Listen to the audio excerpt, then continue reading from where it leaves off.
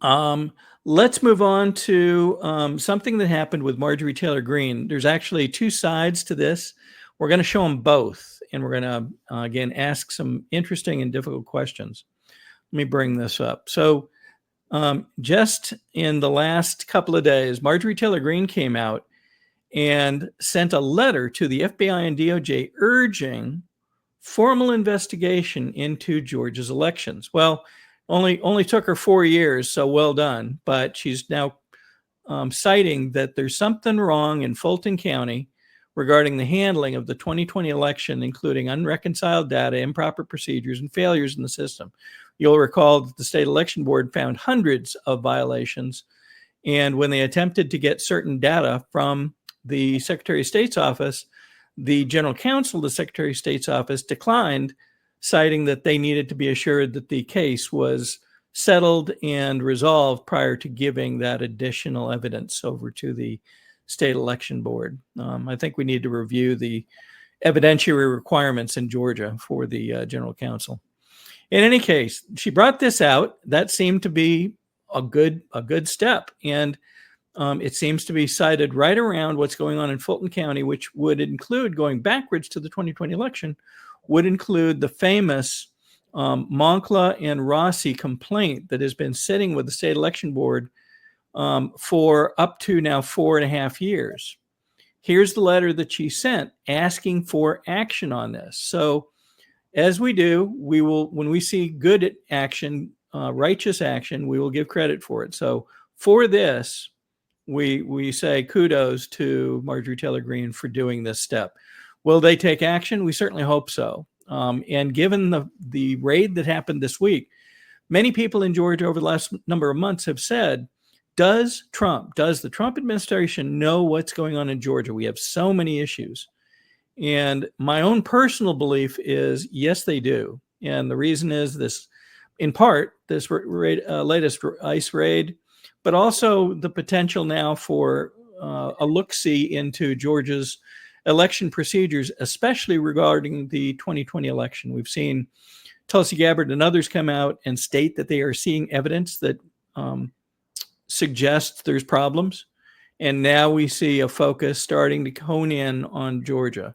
I think that's welcome. I think it's needed. And we trust that the administration is going to pursue this in a direct way. Great point. So that's the good news. Okay.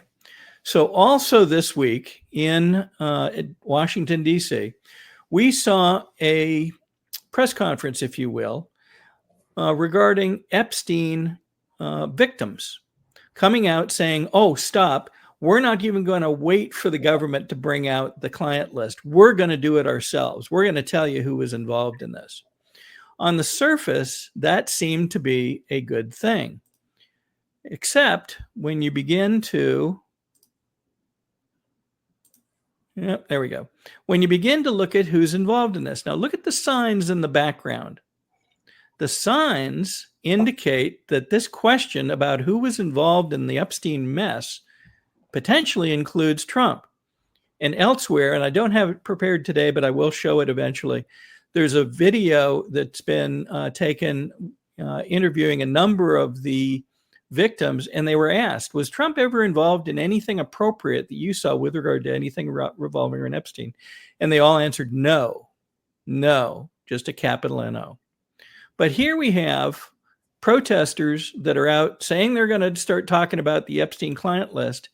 And who do we see? We see Thomas Massey, and we see Marjorie Taylor Greene right off his shoulder. What in the heck are they doing there in this particular setting?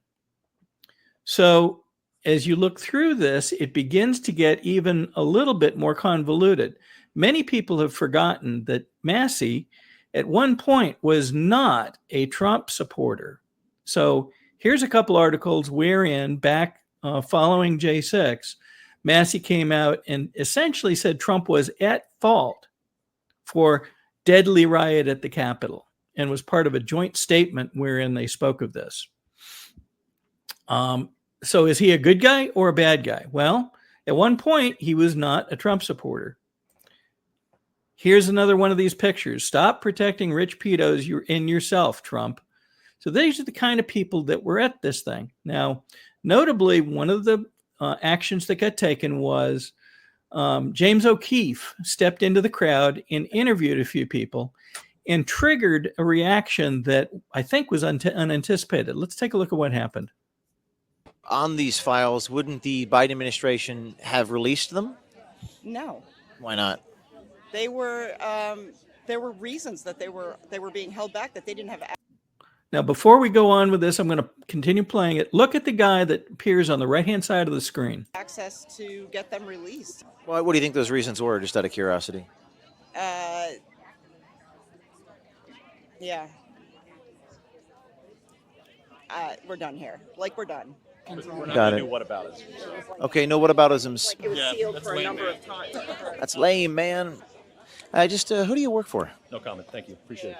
I noticed that you were you were making a gesture to cut off the interview when I was talking to the protesters. You were coaching them. You're a piece of shit. Why am I? Have anything to do with anything. Carlos, don't do it. Now, they continue to berate O'Keefe as he walks along with them. What's more important is who these people are. We saw the signs that were up. You saw this gentleman in the blue blazer give a hand gesture to the woman, basically telling her to quit talking. And she did. She quit speaking to O'Keefe. And then a few hours later, more information was brought out and here's a picture of him basically doing the cut it off gesture. A few hours later, we found out who this gentleman is. He is associated with this organization, FLAIR. And if we zoom in on what FLAIR is about, here's what they say their agenda is: to dismantle the 47th president's fascist regime and working toward and beyond the impeachment, conviction, and removal of Donald Trump. That's what this agenda was, at least in part, about. That's the reason that you saw those signs that, in addition to refocusing back on Epstein, they were trying to focus on Trump. And this is the event that both Thomas Massey and Marjorie Taylor Greene were supporting. Did they know what they were supporting? Well, it would be unusual if they did not. The other evidence that suggests that there's a lot more to this was who spoke at this rally.